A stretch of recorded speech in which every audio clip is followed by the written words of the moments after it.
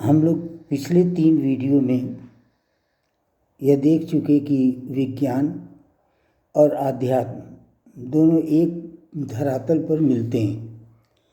कहने का तात्पर्य कि जैसा अभी तक सोचा जा रहा था कि धर्म, विश्वास, आस्था की कोरी काल्पनिक दुनिया है जिसमें लोग जीते हैं और हकीकत या वास्तविक ज़िंदगी कुछ और है। वास्तव में ऐसा नहीं है, बल्कि कुछ बातें हैं जो पूरी तरह स्पष्ट नहीं हैं, किंतु ऑल टुगेदर सारा कुछ मिला करके तो दोनों एक ही धरातल पर आते हैं। इसीलिए जिस पुस्तक का नाम हमने रखा है धर्म का विज्ञान यानी वैज्ञानिक धर्म, उस किताब की कंटेंट्स मैं आपके सामने रख रहा हूँ ताकि आप ये विश्लेषण करते चलें कि सचमुच में धर्म और विज्ञान पैरेलल चल रहे हैं एक दूसरे के, और धर्म में कोई ऐसी बात नहीं है जो काल्पनिक हो।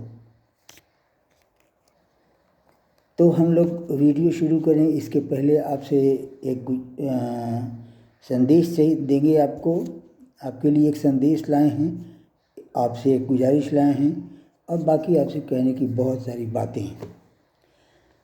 संदेश ये है कि आत्मरक्षा कवच का मंत्र हमेशा याद रखिए तथा और लोगों को भी स्मरण कराते रहिए कि एक हैं तो सेफ हैं, और जब तक एक हैं तब तक सेफ हैं। बटे तो कटे, बटेंगे तो कटेंगे।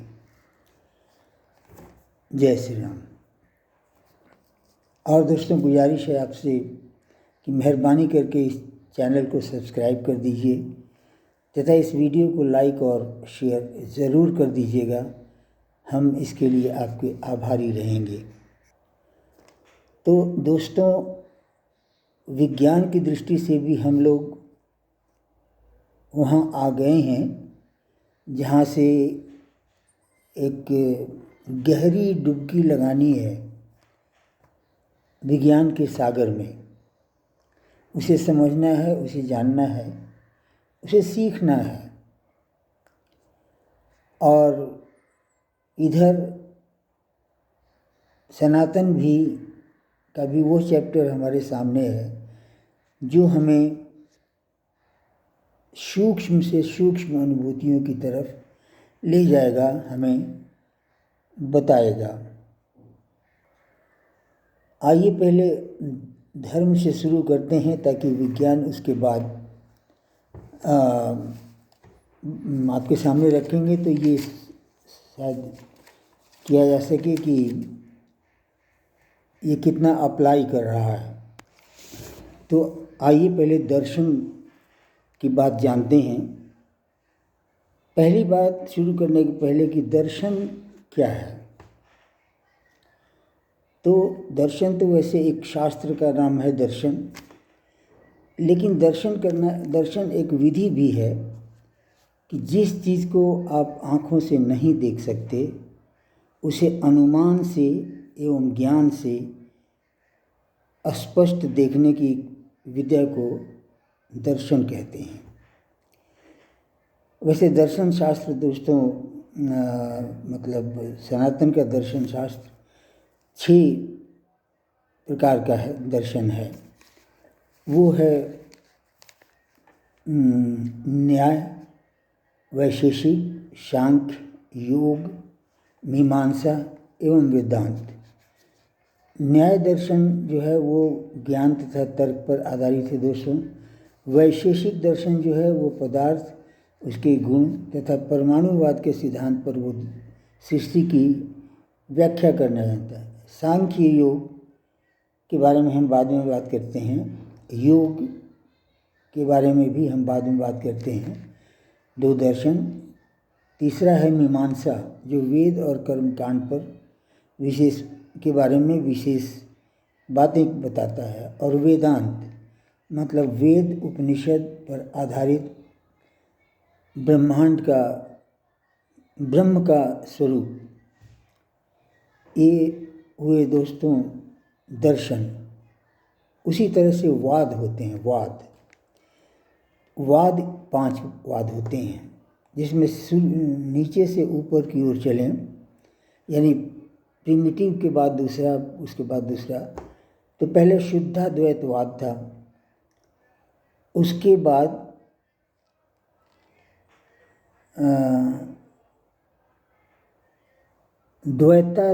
द्वैतवाद आया, इसके बाद तीसरा हुआ विशिष्टाद्वैतवाद,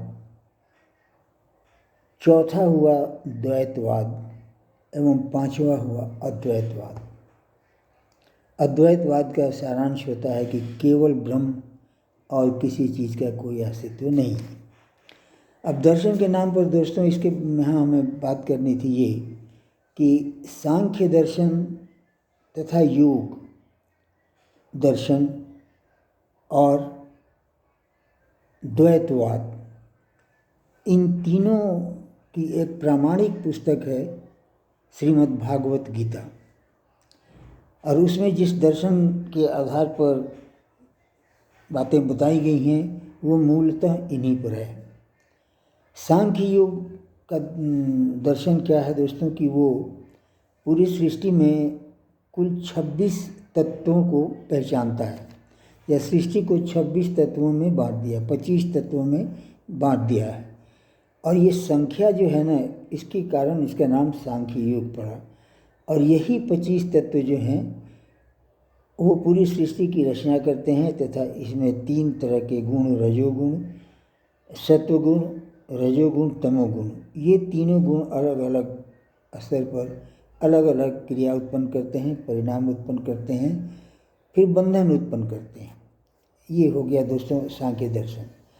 अब योग की बात आती है, तो योग वो दर्शन है जिसमें मनुष्य अपनी चेतना के स्तर का विकास करते करते वहाँ पहुँचता है जहाँ कि वह दिव्य चेतना से अपने आप कनेक्ट हो जाता है, उसे योग कहते हैं। तो ये दिव्य अस्तित्व से अपने को कैसे कनेक्ट किया जा सकता है, इसके 4 मार्ग हैं। ज्ञान योग, राजयोग, कर्म योग एवं भक्ति योग। तो ये हो गए। और द्वैतवाद के बारे में हम लोग को बात करना था। द्वैतवाद का कहना है दोस्तों कि ये पूरी की पूरी सृष्टि 2 विपरीत ध्रुवों के बीच, यानी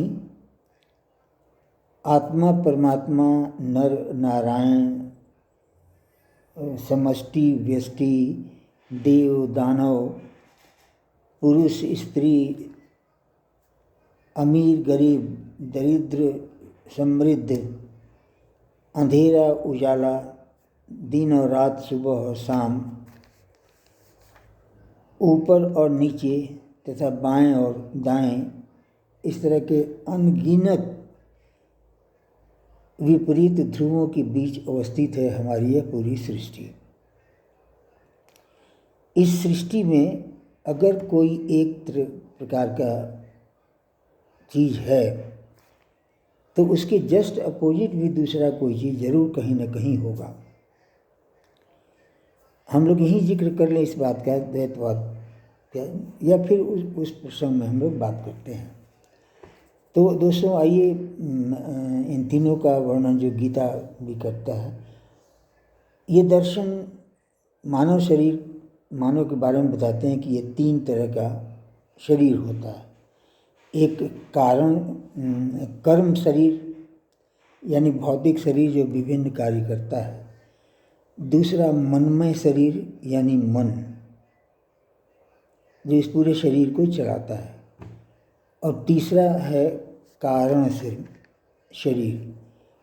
कारण शरीर जो है वो मन एवं भौतिक शरीर की क्रिया, गतिविधि, कर्म इत्यादि का स्रोत है। उसकी वजह से सारे कार्य होते हैं, इसलिए उसे कारण शरीर कहते हैं। ये 3 अस्तित्व हुए दोस्तों। सांख्यवाद के दर्शन में दोस्तों भौतिक पदार्थ, यानी भौतिक शब्द भूत से निकला है, यानी 5 जो भौतिक पदार्थ हैं उन्हें 5 महाभूत कहा है सांख्य दर्शन में। इसमें 25 तत्व होते हैं। कौन कौन से? 5 ये महाभूत, जिसमें क्षितिज, जल, पावक, गगन और समीर, ये 5 महाभूत होते हैं। इसके बाद 5 कर्मेंद्रियां होती हैं, जिसमें कि मुख होता है, हाथ होता है, पैर होता है, गुदा होता है तथा उपस्थ जिसको कहते हैं, वो मतलब शरीर का निचला आगे का भाग, ये सारी कर्मेंद्रियां हैं। तो 5 ये भी हो गई। और 5 ज्ञानेंद्रियां हैं, आँख, कान, नाक, जीभ और स्किन, स्पर्श। तो यहाँ क्या है दोस्तों कि आँख कुछ भी देखती है, नाक किसी चीज़ को पहचानता है, कान। तात्पर्य ये कि ये जो ज्ञानेंद्रियां मन के ऊपर जो प्रभाव डालती हैं वो विभिन्न प्रकार की होती हैं। जैसे आँखें जो हैं वो आकार को निर्धारित करती हैं, चर्म जो है वो स्पर्श को, कान जो है सो शब्द को, जीभ जो है रस को तथा नाक गंध को। इन्हें तन्मात्रा कहते हैं। तन्मात्रा के स्तर पर मनुष्य अपने शरीर के अंदर सूक्ष्म स्तर पर जाने लगता है, यानी ये अनुभूति सूक्ष्म स्तर पर होती है। तो इस तरह से दोस्तों 5 5 5 5 टोटल 20 हो गए। इसके अलावा मनुष्य का एक अंतःकरण होता है जो मन में शरीर का में अवस्थित होता है। उसमें 3 होते हैं अंग। एक अहंकार यानी आत्मबोध, दूसरा मन यानी इच्छाएं, और तीसरी विवेक यानी ज्ञान। दोस्तों इसमें मुख्य होता है ये क्या कहते हैं, आत्मबोध या अहंकार। और जब वह व्यक्ति स्वैच्छिक जीवन जीता है तो यह उसकी चेतना जो है वो काफ़ी केंद्रित हो जाती है और चीज़ों को स्पष्ट देख सकती है तथा किसी भी चीज़ को बहुत गहराई से जाकर ढूंढकर निकाल सकती है। मन में इच्छाएं बहुत होती हैं। और ये विवेक और बुद्धि और विवेक में थोड़ा सा फर्क ज़रा सा ये है कि बुद्धि जो है वो एक डिस्क्रिमिनेटरी ऑर्गन है जो अच्छा और बुरा ये बता देता है, और वो किस अब तक के जो अनुभव हैं और उनसे उपजा हुआ विश्वास जो है उसके आधार पर ही बुद्धि काम करती है। इसलिए हर आदमी की बुद्धि अलग अलग होती है। लेकिन विवेक यह विश्वास पर नहीं बल्कि आस्था पर निर्भर करता है तथा यह शास्त्रों के ज्ञान या गुरु से दिया हुआ ज्ञान या आध्यात्मिक ज्ञान से उत्पन्न विश्वास पर आश्रित होता है। इसलिए यह जो बताता है या डिस्क्रिमिनेट करता है वो रादर एब्सोल्यूट होता है, और आदमी की बुद्धि से जो किया हुआ है that is relative to his personal situation and area locality. ये हो गए 20 और 3 23। इसके बाद 2 तत्व और हैं दोस्तों। ये पूरे के पूरे 23 तत्व एक प्रकृति से उत्पन्न हुए हैं, और प्रकृति के अतिरिक्त एक और अस्तित्व है जिसे पुरुष कहा जाता है। पुरुष ज्ञान और चेतना का प्रतीक है, प्रकृति शक्ति की प्रतीक है। लेकिन यह भी माना जाता है कि प्रकृति में अपनी कोई शक्ति नहीं होती, वो सर्वशक्तिमान या जो ये होता है, हाँ दूसरे सर्वशक्तिमान जब प्रकृति से युक्त होता है तो उसकी शक्तियाँ काम करती हैं तथा उसका चेतना जो है वो हर जगह विद्यमान होता है कारण शरीर के रूप में। इस तरह से कुल 25 तत्व हो गए, 3 शरीर हो गया और एक वाद की बात कर रहे। वाद में जैसा हमने कहा कि दो अति के बीच में कोई भी अस्तित्व रहता, तो इसका जैसे तात्पर्य क्या हुआ दोस्तों कि अगर ये हम लोग जिस दुनिया को देख पाते हैं, जिसे छू पाते हैं, यानी जो भौतिक दुनिया है, तो इस दुनिया का भौतिक स्वरूप जो है वो स्वयं अपने आप में प्रमाण है कि इसका एक सूक्ष्म स्वरूप ज़रूर होगा जिसे हम देख नहीं पा रहे हैं, लेकिन ज़रूर होगा। इसका प्रमाण ये स्वरूप है द्वैतवाद के अनुसार। तो उस सूक्ष्म में और इसमें अंतर क्या है कि यह भौतिक है और वो ऊर्जा का स्तर है। इसमें पदार्थ मायने रखते हैं, उसमें ऊर्जा का प्रवाह मायने रखता है। अब आइए दोस्तों उस सूक्ष्म शरीर पर चलते हैं जो स्थूल शरीर से अलग है। उसमें क्या होता है दोस्तों कि वो है सूक्ष्म शरीर, किंतु आप उसका बोध कर पाते हैं, आप उसे अनुभव कर पाते हैं, आप उसे अपना कहते हैं और अपने मन और बुद्धि सबको आप अपना कहते हैं।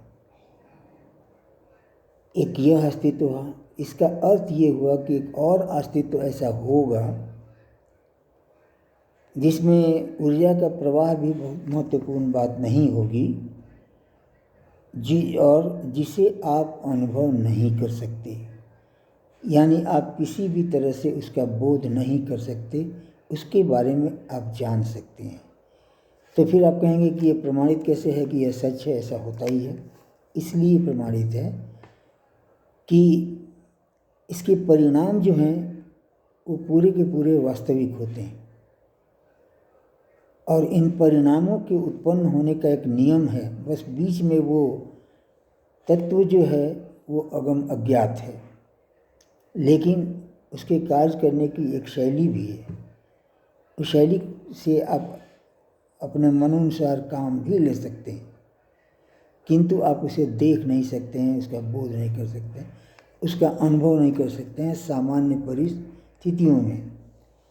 अब जो योग दर्शन के अनुसार हम लोग ने देखा था कि चेतना के स्तर को वहाँ तक ले जाना, तो जो मनुष्य की 3 तरह स्तर की चेतना होती है, अवचेतन, चेतन तथा अतिचेतन। तो संभवतः वो जो लेवल होता है उसे अतिचेतन अवस्था कहते हैं, जहाँ की वो डिवाइन एंटिटी से कनेक्ट हो जाता है। दोस्तों इसे वीडियो ए नाम दिया जाए और इसे हम यहीं इसका समापन करते हैं। आपने यहाँ तक मेरा साथ दिया, इसके लिए बहुत बहुत आभार, धन्यवाद, नमस्कार, प्रणाम।